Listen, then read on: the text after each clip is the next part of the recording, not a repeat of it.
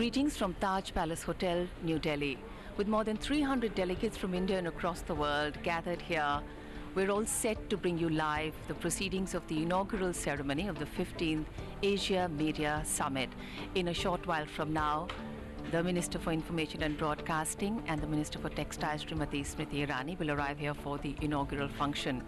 Persuasive and pervasive, the media seems to have impacted virtually all facets of our lives today. This summit is a wonderful opportunity to get pan-Asian perspectives and idea sharings on different aspects of the media, right from media laws, what governs the media, media ethics, and of course media business opportunities. So let's take you directly live into the plenary hall.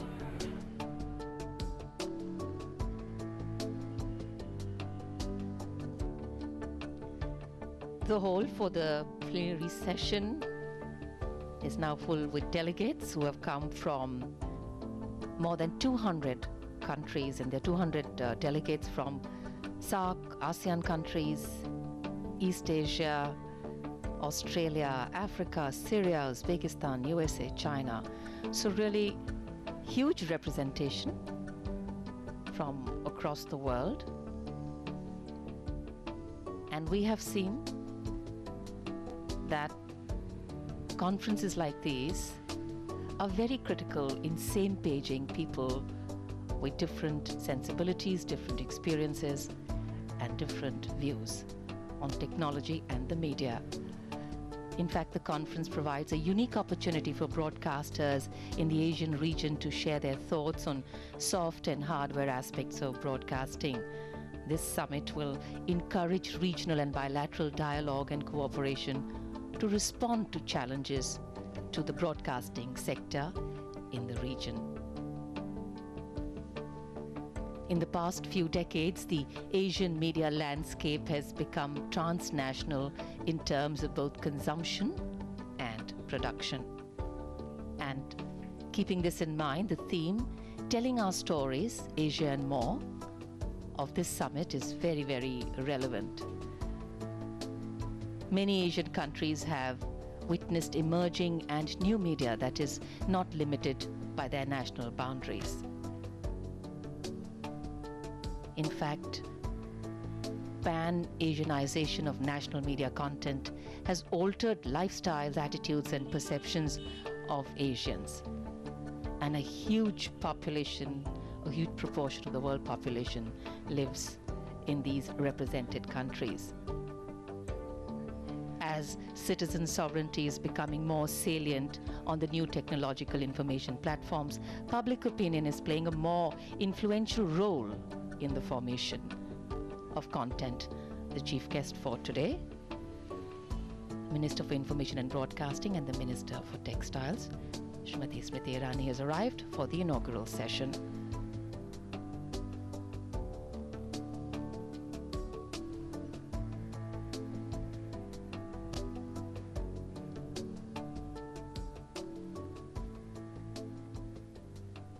Good morning, dignitaries, honored guests, ladies and gentlemen. On behalf of the Ministry of Information and Broadcasting, Government of India, the Institute of Mass Communications and Broadcast Engineering Consultants India Limited, I'd like to welcome you all to the 15th Asia Media Summit of the Asia Pacific Institute for Broadcasting Development 2018. The theme is Telling Our Stories, Asia and More. The Asia Pacific Institute for Broadcasting Development is an intergovernmental organization in the field of electronic media development, which organizes seminars, conferences, and training programs for participants from member countries. This 15th Media Summit will provide a unique opportunity for broadcasters in the Asia-Pacific region to share their stories and experiences, as well as latest technological developments. It will also encourage a dialogue for cooperation to meet future challenges in the broadcasting sector. With 228 foreign delegates, this summit has representatives from more than 39 countries. Also a quick fact check of your host nation. When we look at the India media and entertainment sector, It is one of the fastest growing industries with over $20 billion in revenue, and this is expected to touch over $35 billion by 2021. Television dominates currently. We have over 800 television channels, out of which 400 are news and current affairs. Yes, we love our news. And 450 are general entertainment channels. We have about 154 million subscribers in television and is the second largest subscription TV market in the Asia-Pacific region. We also have 407 million newspaper readers. That's why we love our news so much. India is one of the highest spending and fastest growing advertising markets globally, expected to touch $10.59 billion by the end of this year. We're very honored on this occasion to welcome the Honorable Minister for Information and Broadcasting and Textiles, Government of India, Srimati Smriti Zubin Irani, and we'd like to welcome her with a bouquet of flowers.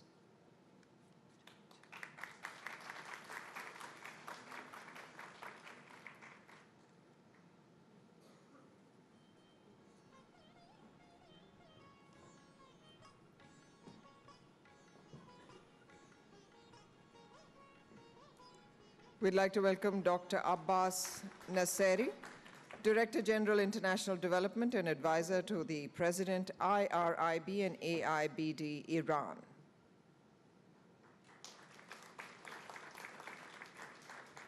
We'd like to welcome Mr. Shigeru Aoyagi, Director, UNESCO, New Delhi Office.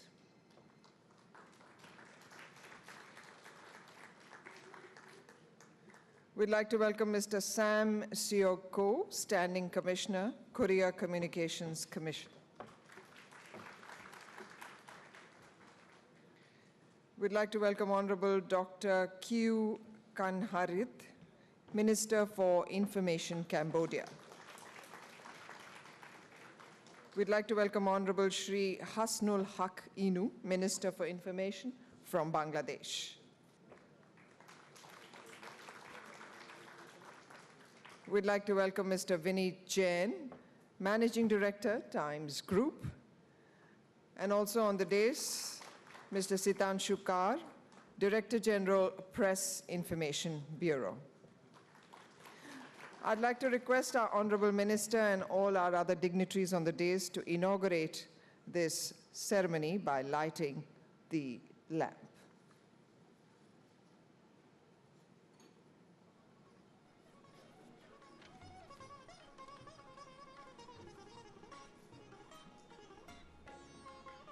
We start all our programs with the lighting of the auspicious lamp. Many of you all will ask us, why is this done? Well, light is knowledge, which removes ignorance represented by darkness. We light the lamp and bow to it. We bow to knowledge, which is the greatest wealth of all. This oil lamp has spiritual significance. The wick symbolizes our ego, and oil are negative tendencies. When the light of knowledge is lit, negativity and ego slowly perish.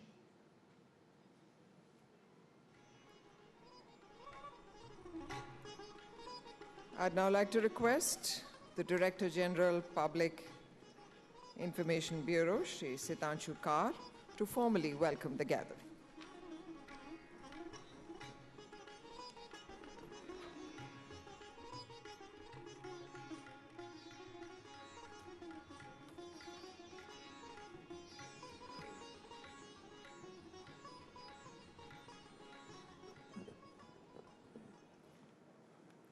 Honorable Minister for Information and Broadcasting and Textiles, Government of India, Srimati Smriti Zubin Irani ji, His Excellency Mr. Hassanul Haq Inu, Minister of Information, Bangladesh, His Excellency Dr. Kyu Kanharit, Minister of Information, Cambodia, Standing Commissioner, Korea Communications Commission, Mr. Sam Seok Ko, Director General, International Department and Advisor to President, IRIB, AIBD, Dr. Abbas Nasiri Tahiri,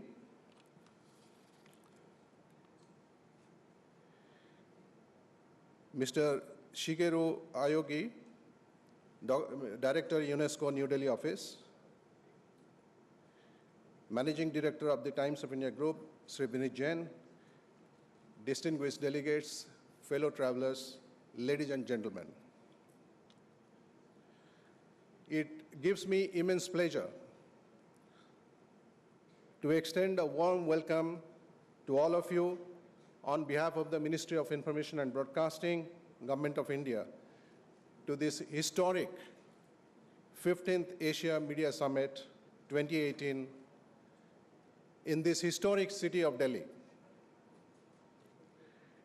It's only a matter of coincidence that the theme of the summit, telling our stories, Asia and more, is being discussed in this ancient city, having a history of over 2,000 years, and during which it has witnessed many ups and downs in its checkered past, much of which has gone into the city's folklore. The city's history evokes animated debate even today. So the setting is perfect, and I believe the weather is also favorable. The weather in this part of the year can be quite challenging. However, I must confess that ever since the arrival of our distinguished guests, the weather god has been kind to us, and we have been rewarded with some cool showers. I hope this trend continues till Saturday at least, when you go out to explore the city a little more. Ladies and gentlemen, as we just heard, India, a country of 1.3 billion people, has a strong tradition of storytelling.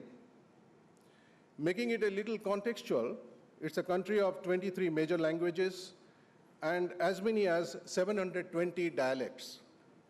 It's also a country where 65% of the population is below 35 years of age. It gives me a sense of awe and disbelief as I look back and connect the theme of the summit in my life and career as a public communicator for over 3 decades. I come from a background in time and space where much of the early education was through storytelling. That primal, soft tool for communicating ideas, driving home a point, influencing others through mental imagery, and inculcating values and transferring cultural imprints. Over the years, while the core concept has remained the same, the media used for storytelling have undergone metamorphosis propelled by convergence technologies. And here, change is the only constant. As Professor Henry Jenkins of MIT would define it, media convergence is an ongoing process occurring at various intersections of media technologies, industries, content, and audiences. It's not an end state. We are in the cusp of revolutionary shifts in the way we think, the way we tell our stories, the way we conceive our business plans, and the way we take a relook at our legal framework as we inch towards incorporating artificial intelligence and other technological innovations and practices in media industry. These are some of the topics which would be coming up for discussion, and it would be a festival of ideas of storytelling in the next 2 days, as the participants and delegates from diverse backgrounds share cross-country experiences. I must say that AIBD has been prudent and far-sighted in selecting the theme for the summit, as in these times when technological changes have been huge, it is of vital importance that we revisit the most basic component of the communication, that of storytelling. Thank you very much.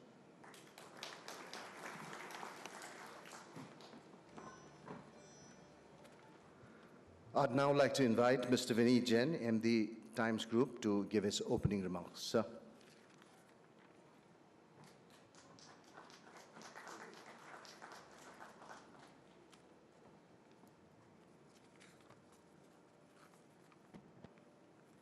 Honorable Minister for Information and Broadcasting, distinguished delegates, ladies and gentlemen.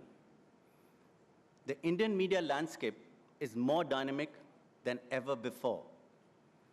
Mediums are converging, and successful media companies no longer think about print, TV, radio, digital, but simply about the consumer.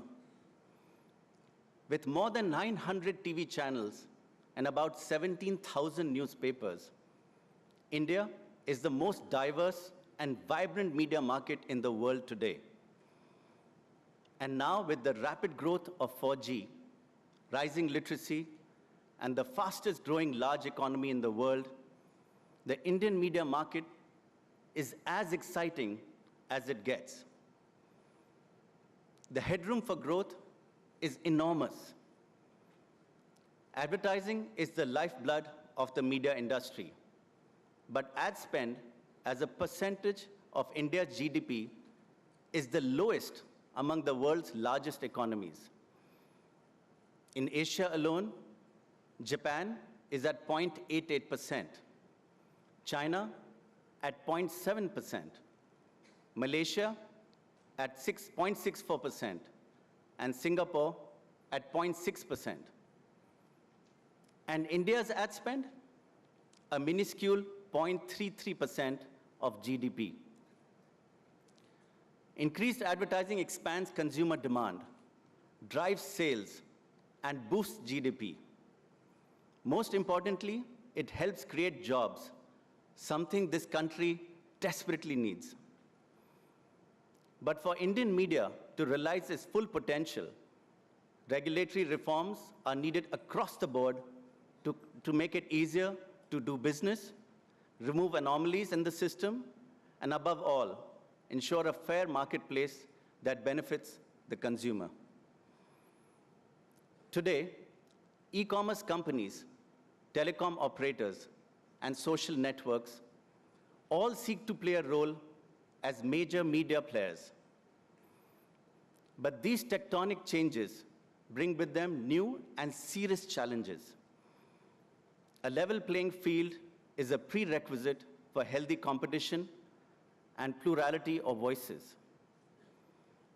Consolidation in the telecom industry has left just 3 serious players standing, with mobile becoming virtually the only screen. Telcos will control what you watch, read, consume, and transact, leading to a near monopoly situation. The government must discourage further mergers and acquisitions in telecom because that would drastically limit consumer choice.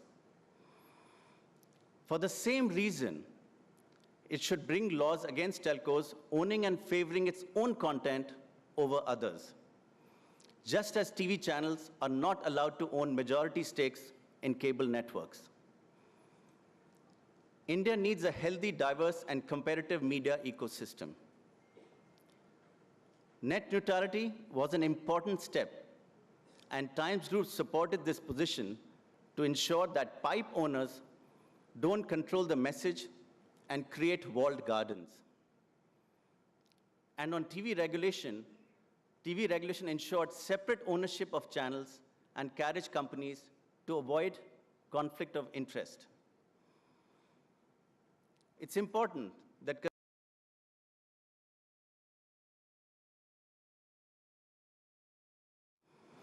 for instance, there is no reason for the FM radio industry to be as small as it is, especially when you compare with other Asian countries like Singapore, Malaysia, Sri Lanka, and Philippines. A simple reform can spur exponential growth. The government can almost double the number of FM stations in a city by having the spectrum separation between 2 channels. The TRAI has made this recommendation twice already. Broadcasters will be able to offer much more variety in content, just like TV channels do. Why can't Delhi and Mumbai, with population of 20 million plus, have 20 channels when smaller cities like Colombo and Manila do. The government itself would be the biggest beneficiary in the form of higher auction fees and annual license fees and taxes. The growth of Digital India has enabled a wide range of voices, but it's also brought us to a new post-truth world order, lowering the bar of quality democratic conversation. Digital media platforms like Facebook, Twitter, WhatsApp, and YouTube are enablers of great conversation, but they're also hotbeds for misinformation, propaganda, and the spread of fake news. They have realized that unverified content can attract attention and revenues. India must take a more proactive stance by holding a digital platform accountable for the content they propagate, just as any other media company is held accountable for what it publishes or broadcasts. This is not a simple issue, but it is a vital one to protect the world's largest democracy. In a world where the line between real and fake news is being blurred, especially on social media, the credibility of print is being increasingly valued by discerning consumers. But sadly, the business model of newspapers is under threat with rising newsprint prices and cutthroat digital advertising. As business leaders, we must innovate to maintain relevance, and the government must work with the industry to ensure that we maintain a strong and healthy press, which is vital for a thriving democracy. India's digital economy holds significant promise, but as it stands today, Digital India looks to become an extension of US and Chinese companies, rather than a strong standalone ecosystem. These companies now dominate digital businesses in India. They can leverage larger balance sheets and resource from their home markets. Unlike traditional industries, for these companies, expanding into India is as simple as flipping a switch, requiring little investment in India to succeed. In comparison, China's digital economy is one of its major strategic advantages today. China has supported local digital businesses which now contribute more than 20% of country's GDP's growth. It has created millions of high-quality jobs and fostered an entrepreneurial ecosystem that rivals that of the US. Today, most of India's largest internet businesses will be either entirely or heavily owned by American or Chinese companies. This has serious economic and political implications. These digital businesses will become the backbone of media, commerce, information, and finance for India. Foreign companies and agencies will control valuable and extensive data about India, and that should worry us. The Cambridge Analytica Facebook scandal has exposed how this data can be used to damage a country. The lion's share of the value creation from these enterprises passes back to other countries, supporting their own job markets and global competitiveness. Just as cotton was exported out of India under British rule to be spun into yarn and sold back to India, today, data is being siphoned by global platforms, making them stronger and commoditizing the Indian market. We must proactively protect our national interests with laws to ensure data stays within India and is governed by Indian laws. Economically, we have the most aspiring entrepreneurs in the world. But ultimately, our political and economic ecosystem should view them with pride and support them to become champions of India on a global stage. Simply put, India is the most exciting media market in the world. It has the opportunity to become a major driver of India's GDP growth and job creation. With proper nurturing and support, it can be a major source of global pride, the way the IT sector was in the 1990s. At the Times Group, we are focused on continuously pushing our boundaries to be more innovative, relevant, and useful for the Indian consumer. We look forward to playing a major role in the evolution of the most exciting country in the world today. Thank you.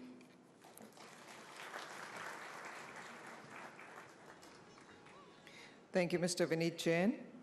I'd now like to request Mr. Hasnul Haq Inu, Honorable Minister for Information, Bangladesh, to please address the gathering.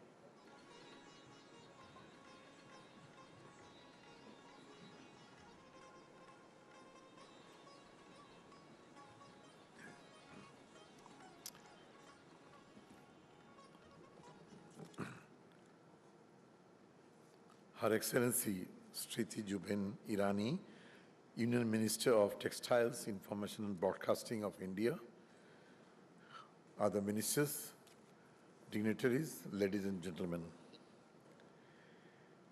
Well, let me greet you on behalf of the 160 million peoples of Bangladesh.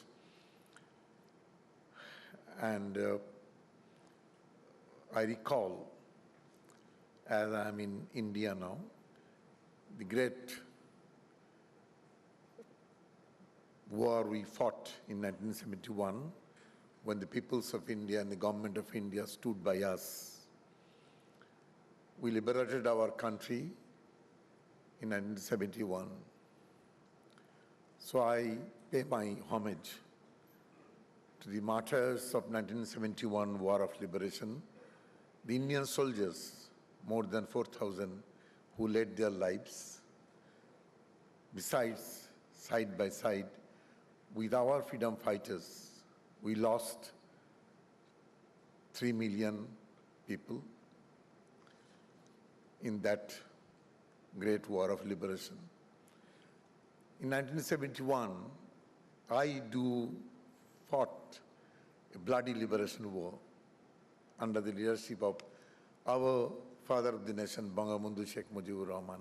Now, I am fighting a difficult war against terrorists and cyber criminals to keep the media safe and expanding. Having said that, I do extend my earnest felicitations to the Asia Pacific Institute for Broadcasting and Development for selection of the summit theme, Telling Our Stories, Asia and More. My greetings are not only because that the broadcasters tell our stories to the world, but also for the reason that there are much more to tell. We in Asia may take pride in housing 60% of the world's population in 30% of the Earth's landmass. But we also feel the heat of 766 million extremely poor living below the poverty line of US $1.9 per day. About 33% of them are in South Asia, 9% in East Asia, and the Pacific, and rest are scattered. Amidst this situation, if you ask stories of my country, I would tell you that in Bangladesh, out of 160 million people, we have about 141 million mobile users and 70 million internet subscribers connected to the information superhighway. 31 television channels, 22 FM radio, 17 community radio are providing broadcasting services round the clock.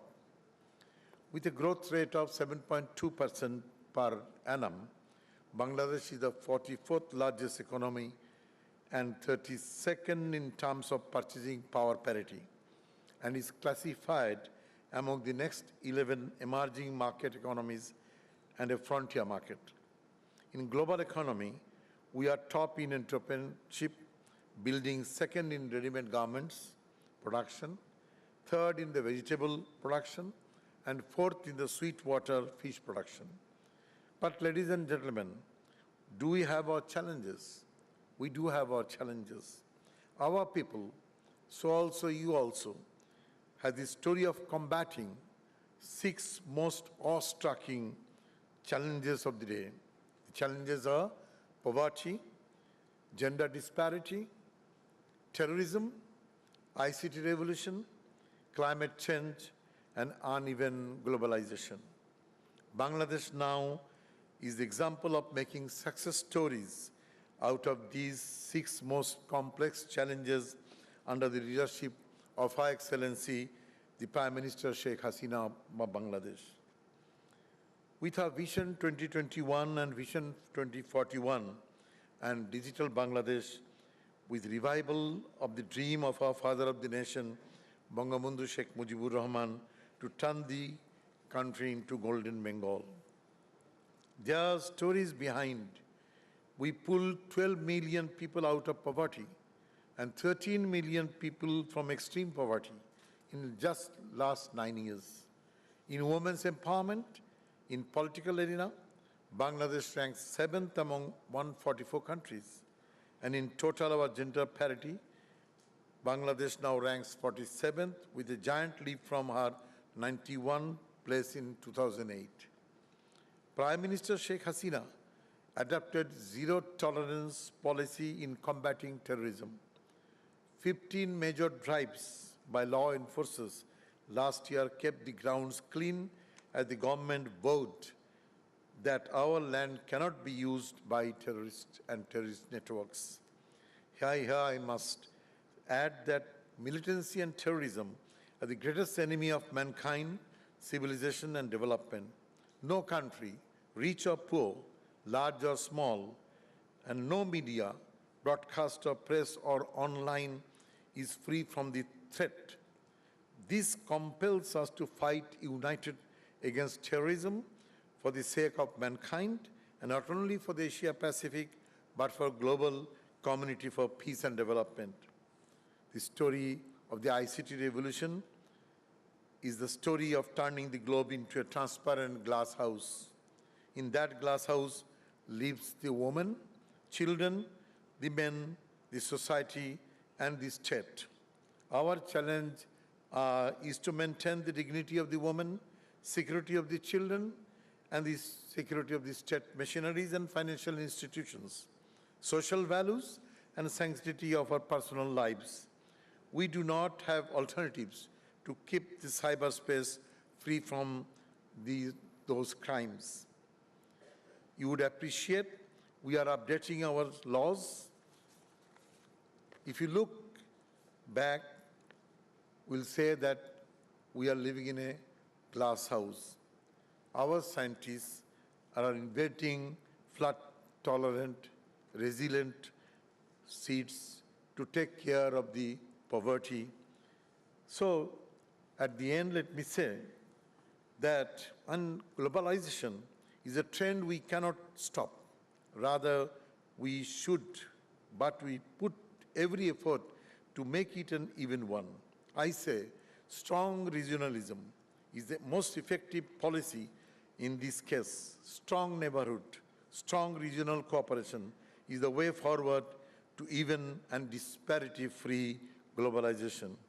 Let us unite our hands to bring forward the success stories to keep the media free from terrorists and cyber criminals and focus on the courageous efforts of the peoples and the governments of the day. Thank you very much. Jai Bangla.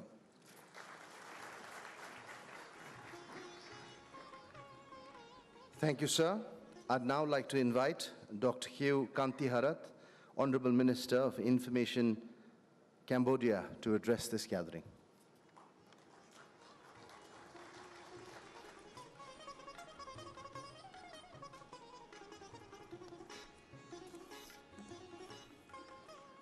Your Excellencies, ladies, gentlemen, dear friends, good morning. It's a great pleasure to be here with you to share our experience dealing with the issue of media regulation policies. As you know well, Cambodia has been through a dramatic period of its history during the last 2 decades of the 20th century, in which millions of Cambodians had been killed or died on the killing field, starvation, sickness, and internal fighting. There were many factors conducive to this tragedy, but there were one that I want to stress out today. It was the lack of free press. Until the United Nations Organization of General Election in 1993, Cambodia never knew the real democratic process. The freedom of speech and expression were near non-existent. Any form of social contest were severely put down. The political correctness was the only form of social attitudes. From these past lessons, one of the top priorities put forward by the royal government of Cambodia was to establish a free press to ensure the democratic participatory of all the Cambodian citizens. The Ministry of Information was then empowered to draft a law dealing with this issue. A working group was established with the participation of representatives of the United Nations Human Rights Office, and in 1995, a law on the regime of the press was adopted by the National Assembly. This new law, until now, still regulates the media operation in Cambodia, and I must point out that it's one of the freer press laws in the region. There are some of its most vanguard points. 1, the censorship is illegal. 2, both Cambodian and foreigner can be a publisher. 3, the publisher had the right not to reveal the source of information. 4, no jail terms for expression published in newspaper. Thanks to this law, Cambodia has seen a booming of a multitude of media.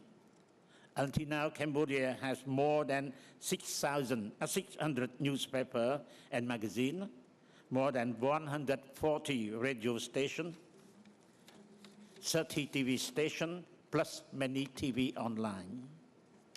However, there are some remarks on this figure. Despite more than 600 newspapers were registered, less than 100 are regularly in circulation. The others are just hibernating and come back to life only during the election or on some special occasion like the King or the Prime Minister anniversary birthday. Some important national ceremony or during the local and general election. Many publishers and reporters never been trained properly as journalists. Despite all this shortcoming, we are trying to do our best to improve the status of the press in Cambodia's society by maintaining a close relationship with different press associations. I'd like to say that in Cambodia, we have 38 press associations.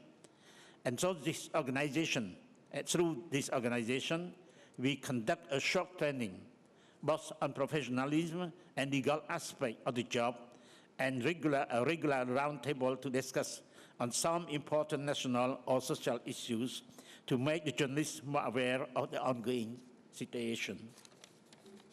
However, when the professional quality of the journalists is improving, there is also the problem of access to information. As I told you previously, Cambodia never been in the democratic process before the UN organized general election. Therefore, the authority in some areas were reluctant in sharing the information to the press or to the public. To remedy this situation, in 2013, the royal government of Cambodia tasked the Ministry of Information to draft the law on access to information to ensure a more active participation of the population into the political, economical, and social life of the country, and to guarantee a good governance of public affairs. After than 2 years of drafting and consulting at the ministry level, and with the participation of UNESCO, UN Human Rights Office, different NGO and civil society, this draft law is completed and is now in the process of interministerial meeting before going to be adopted by the Council of Ministers and after that the National Assembly. With this law plus many related laws like the draft law to protect the whistleblower, we are confident that we are in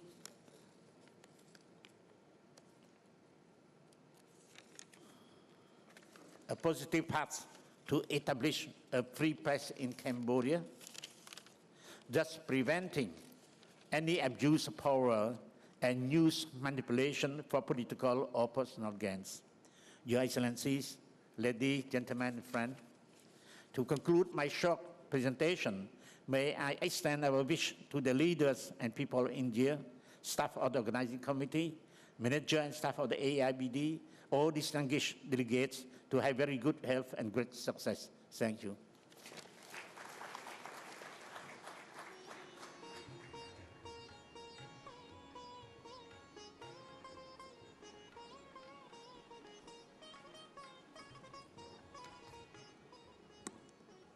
Thank you, sir. I'd now like to request Mr. Sam Seo Ko, Standing Commissioner, Korea Communications Commission, to please address the gathering.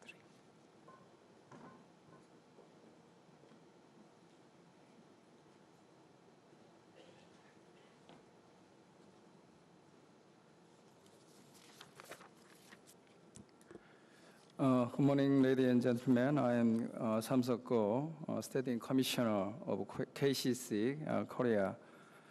Korea wishes to cooperate more with the coordinate here today. We will continue to contribute to international society in broadcasting and communication. I will explain more in my presentation in the next session. I hope today's event will be very successful. Thank you.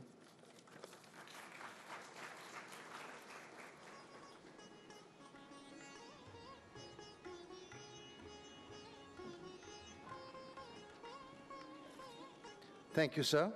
I'd now like to request Mr. Shingeru Ayagi, Director, UNESCO, New Delhi.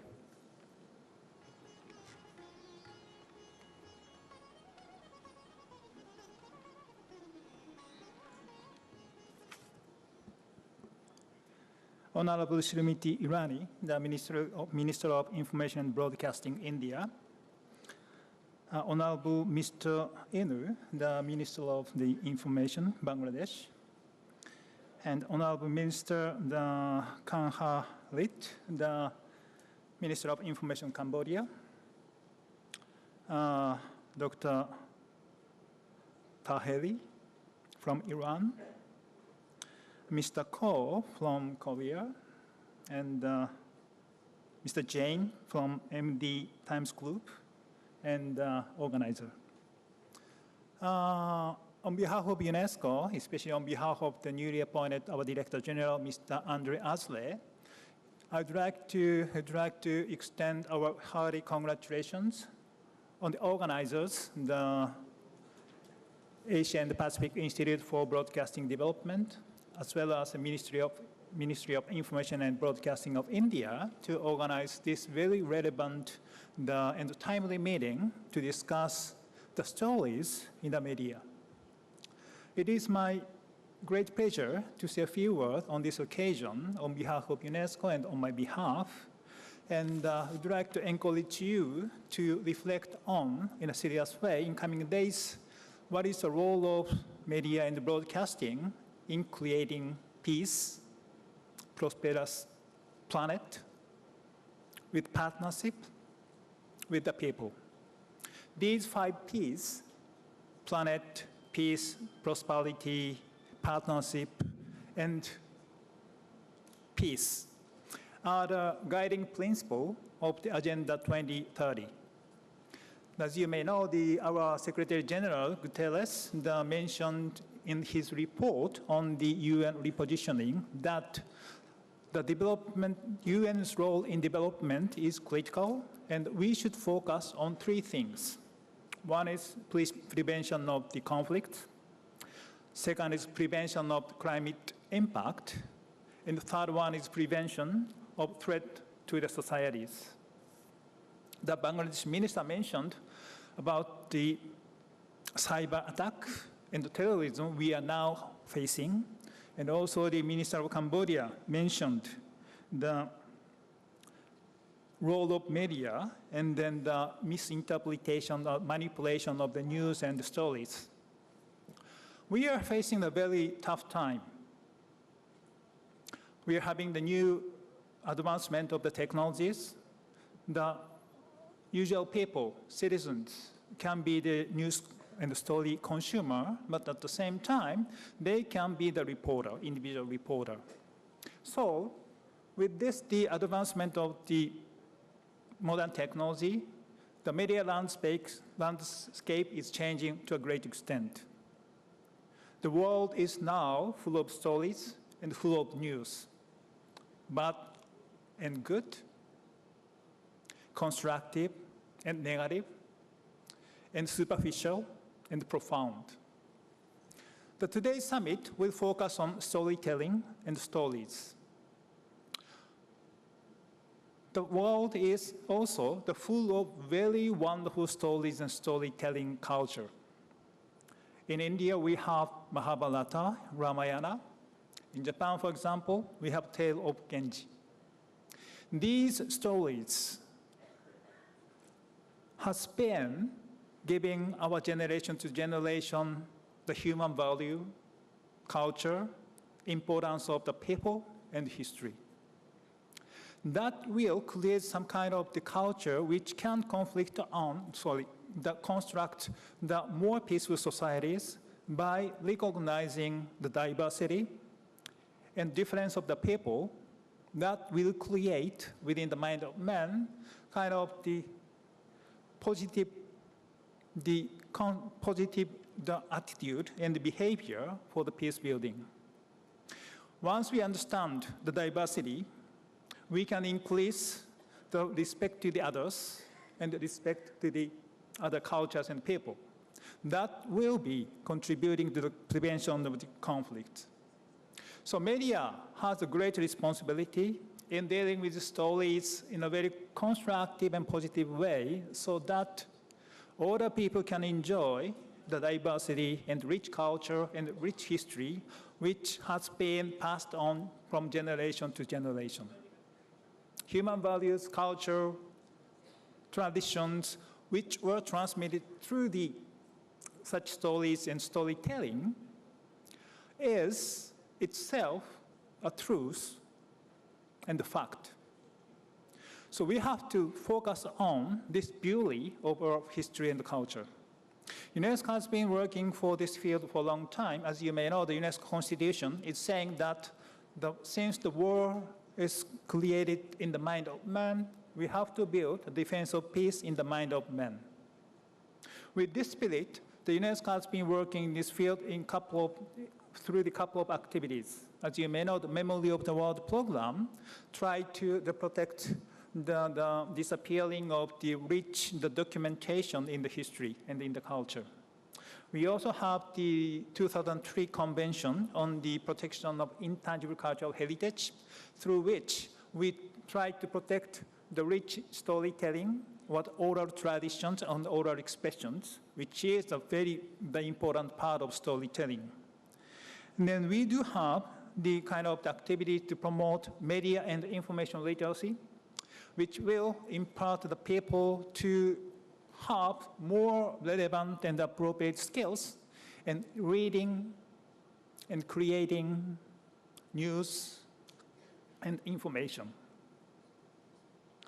And we also support the protection of the mother language or the languages, which is also the very important part of the culture, our rich culture. As Bangladesh, the minister said, Bangladesh has looked at independence in the year of 1971, and one of the spirit they protect is their mother language, which is Bengali. So the language itself has history and traditions and values. And UNESCO will be very happy as a kind of the founding and also the non-voting member of the Asian Pacific Institute of the Broadcasting Development. We'll be very happy to work with you for the sake of peaceful planet, prosperous people with a partnership. I really wish this conference forum will reflect on how the media and the broadcasting responsibility should be in the coming years towards Agenda 2030. I thank you very much for your attention.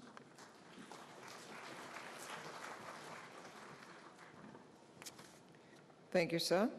I'd now like to request Dr. Abbas Nasseri Taheri, Director General, International Department and Advisor to President IRIB and AIBD Iran, to please address the gathering.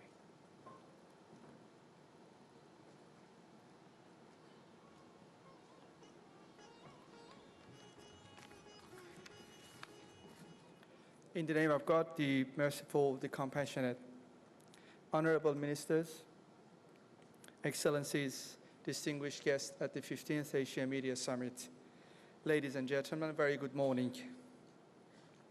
At the outset, I wish to welcome all the esteemed guests from all over the world to the city of New Delhi, which reflects a rich cultural and artistic legacy. And I want to deliver my sincerest thanks to the Honorable Minister of Information and Broadcasting, the Smriti Zubin Irani, and her colleagues for the excellent hospitality and organizing this meeting. The Asia Media Summit, which is held every year, is a valuable opportunity for the sharing of views and experiences amongst media people in Asia.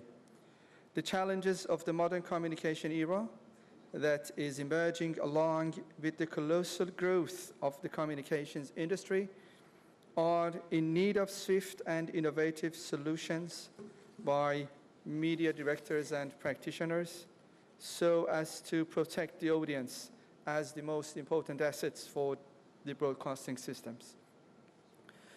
One of the perils which is frightening broadcasting media practitioners is the undermining of traditional, indigenous, and national culture.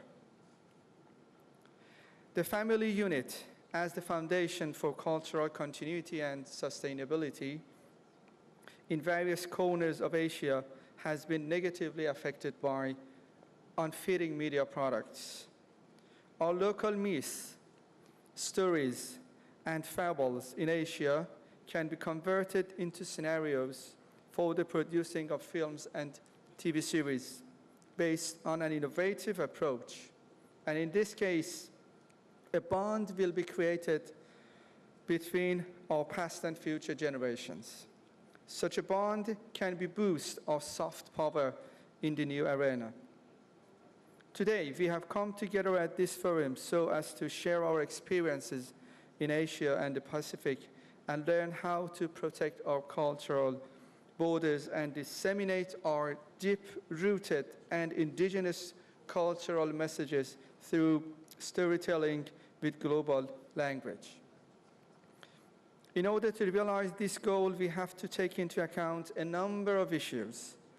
The first reality is the emergence of powerful and tenacious rivals. Citizen journalists, social media, users, and small media-based businesses produce contents with a considerable speed and seek to attract more people towards their content and platforms. The internet and digital technology has facilitated this trend. As the main producers of content, we, broadcasters, should adopt an innovative approach toward this phenomenon and at the same time offer innovative and high-quality contents in order to stay away from falling behind our rivals. This will require investments in the fields of infrastructures, regulatory measures, and human resources in congruity with the new media business environment. Secondly, we are in need of understanding the benefits of compatibility with the new technologies. The distribution of TV contents on the Internet Protocol and IPTV will provide better access to contents by the audience and will enable them to experience the interactive nature of media. Thirdly, there is the need for organizing and managing the production and dissemination of radio and television contents in cyberspace. Perhaps one of our points of weakness in Asia is the issue of planning and enforcing regulations in connection with cyberspace, which needs a considerable consideration to take place. Of course, there are more challenges ahead of us, and at the same time, we come across new opportunities. As I mentioned earlier, we should make efforts in order to find new ground for joint cooperation and exchange of experiences at such forums so as to address the aforementioned issues. I'm certain that the media directors, the media practitioners, and professionals from Asia and the world, based on their novel and innovative ideas, will open a new chapter in the era of modern media.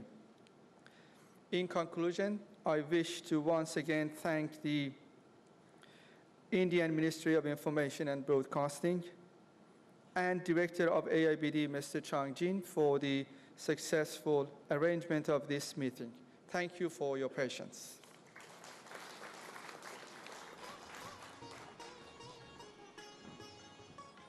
Thank you, sir.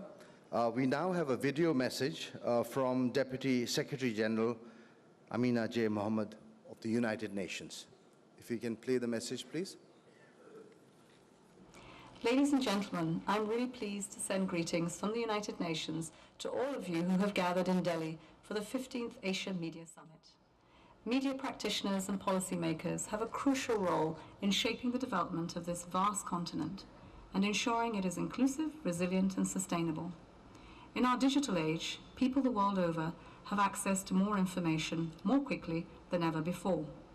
But in the spirit of the global village, first envisaged half a century ago by the great media theorist Marshall McLuhan, it is essential that we bridge the digital divide and enable each woman and man, girl and boy, to participate meaningfully in their community and beyond. The media has an essential role in providing accurate and objective reporting and reflecting people's aspirations and challenges. Media institutions are the foundations of the Fourth Estate. They are indispensable in informing people, galvanizing support, and holding leaders, society, and the private sector to account. I'm delighted to see that your gathering includes a special session on the 2030 Agenda for Sustainable Development. This agenda, agreed by the world's leaders 3 years ago, is based on the 17 Sustainable Development Goals that are aimed at improving the lives of all and building a more sustainable planet. We need you, the media, to tell the stories of the goals and how we can achieve them. Working together, we can make a real difference. I wish you productive discussions and a successful summit.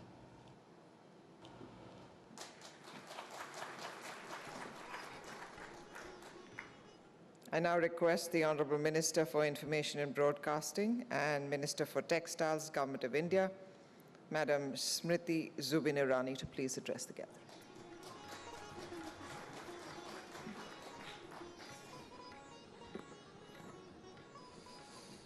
His Excellency Shri Hassanul Haq Inu, Minister of Information, Bangladesh, His Excellency Dr. Q. Kanharit, Minister of Information, Cambodia, Mr. Sam Seok Ko, Standing Commissioner, Korea Communications Commission, our Director General, International Department and Advisor to President IRIB and AIBD Iran, Dr.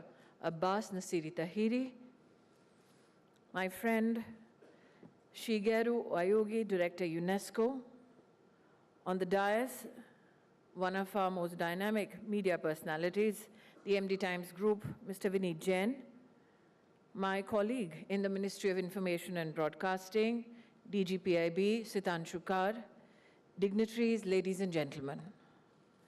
A nation of storytellers, 1.3 billion Indians, are proud hosts to the 15th Asia Media Summit. We welcome today 228 delegates from 39 countries, bound by our desire to tell our stories in our times. While our representative of the Indian media, Shri Vineet Jain, spoke eloquently about the possibilities and the challenges of the media industry in India, let me add what I feel about our industry. While the direct estimated impact of our media industry is close to rupees 1,35,000 crores, if you look at the indirect and induced benefits taken into account, our media industry today has an output of 4.5 lakh crores, which amounts to 2.9% of India's GDP, with a close to 4 million people associated with it. It is one of the fastest growing advertising market, expected to touch $10.59 billion by the end of 2018. And the mobile spend is estimated to grow to 1.55 billion in the year 2018.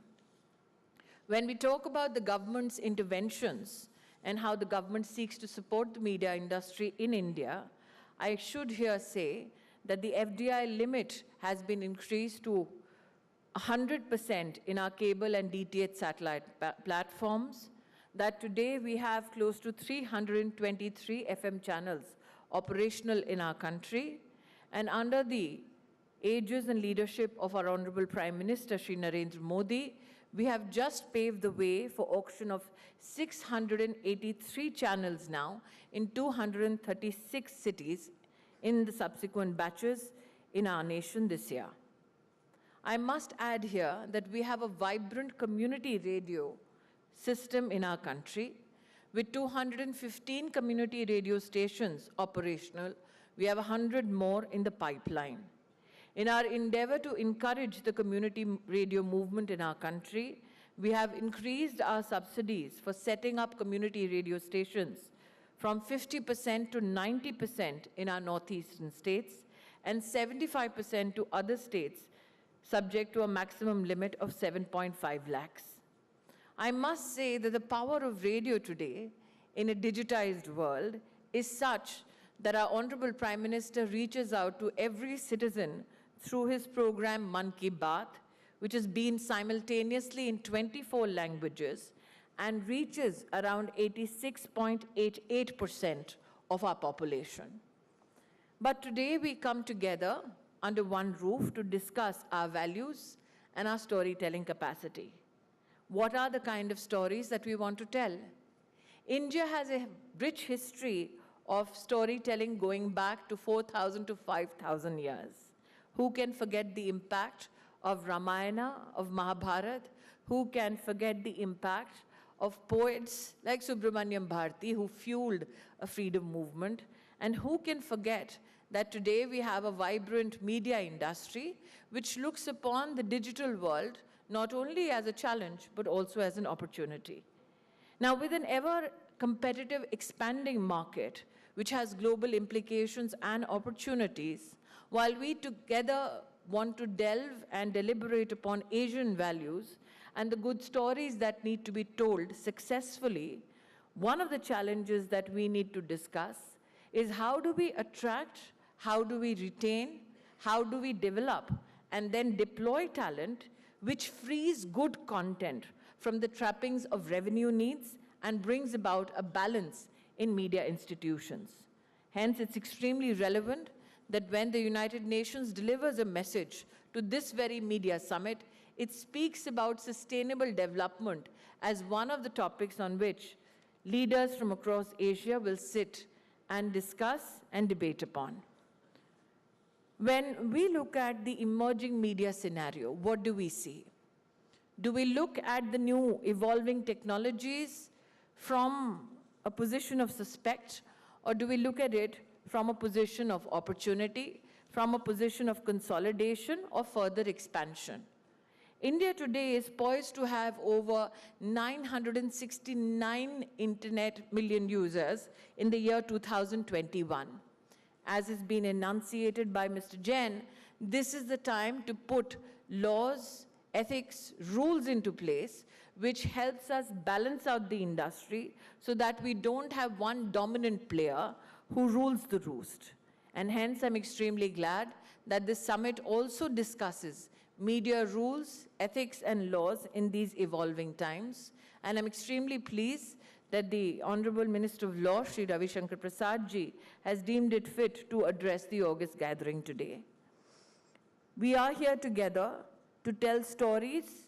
We are here together to look at opportunities where we can leverage our powers as civilizations, as nations, but also as institutions to ensure that every citizen has a voice today in the media industry.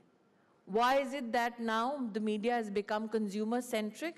Well, that is one of the changes that the digital industry has brought into the media field.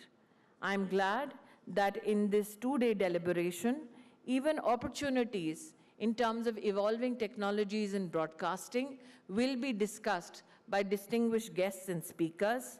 And I'm hopeful that these 2 days of meetings and deliberations will throw up new ideas for not only exchange, but also implementation for nations who are a part of the AIBD family.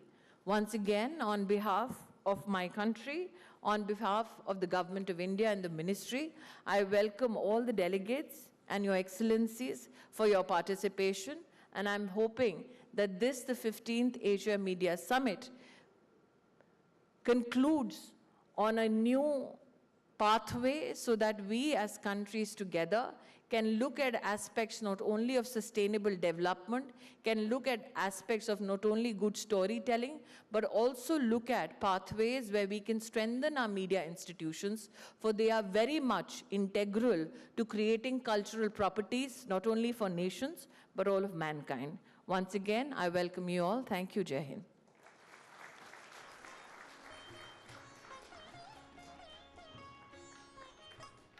Thank you, ma'am. We are all looking forward to a very engaging summit.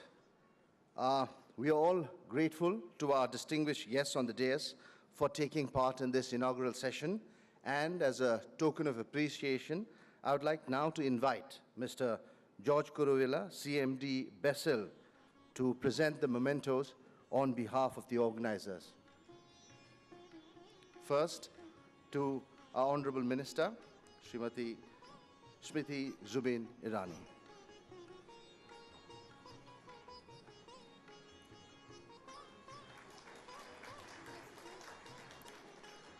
Dr. Abbas Naseri Taheri, Director General, International Department and Advisor to the President.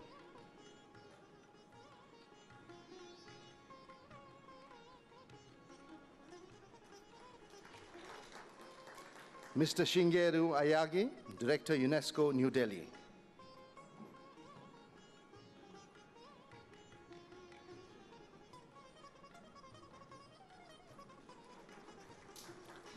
Mr. Sam Seok Ko, Standing Commissioner, Korea Communications Commission.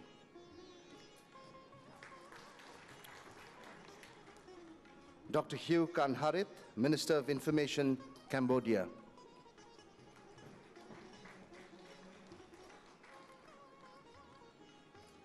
Mr. Hansanul Haq, Honorable Minister, Information, Bangladesh.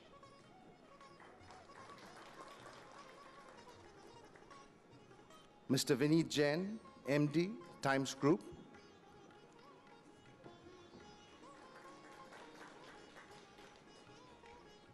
And Mr. Sitanshu Kar, DG, PIB. Thank you once again.